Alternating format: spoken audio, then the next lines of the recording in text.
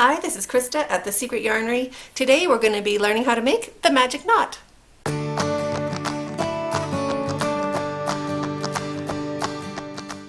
To make the magic knot, just work towards the end of your yarn, or if you need to cut it, just cut your yarn. You need maybe 3 or 4 inches of yarn left. Take your new yarn. So I lay out my work, my old yarn going in this direction, and my new yarn coming across the other way. You don't have to do that, but it just helps. It makes sense to me in my head. So you lay your old yarn across your new yarn and poke it underneath so it comes back, going around that new yarn like that, and poke it through that circle to make a simple knot.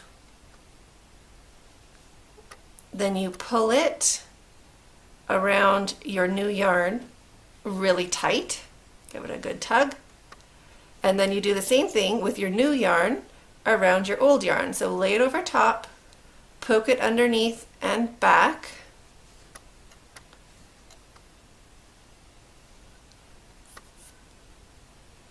and through, put the tail through that circle to make a simple knot around your old yarn, and tighten that one down. Give it a good pull, and pull that one again too. Good. Now take your new yarn and your old yarn and pull them, and that'll slide those two knots together like that. And now pull this one. Make sure it's nice and snug. Now I hold all 3 yarns down, just leaving one tail up. Take your scissors, put your scissors against the knot, and trim that tail. So that's pretty good for wastage, isn't it? Now poke the other tail up the same way. Put your scissors back against your knot and cut. And then give it another pull now to make sure it's not gonna come out. There we go.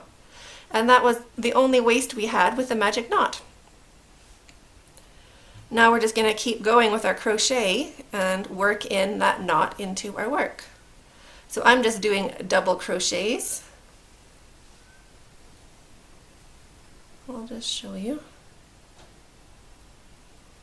See, mine's right at the top of that stitch. Sometimes you're lucky and it goes into the stitch. You can poke it right along up inside those stitches. Let me just get back to the other side. I'll show you what it looks like when we have gone over it with our next row.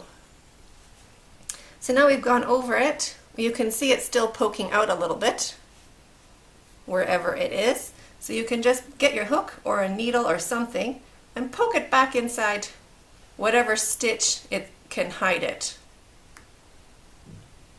We can get it right underneath that. I wish I used my needle. Probably better. Just wiggle it underneath that stitch. And there you have it.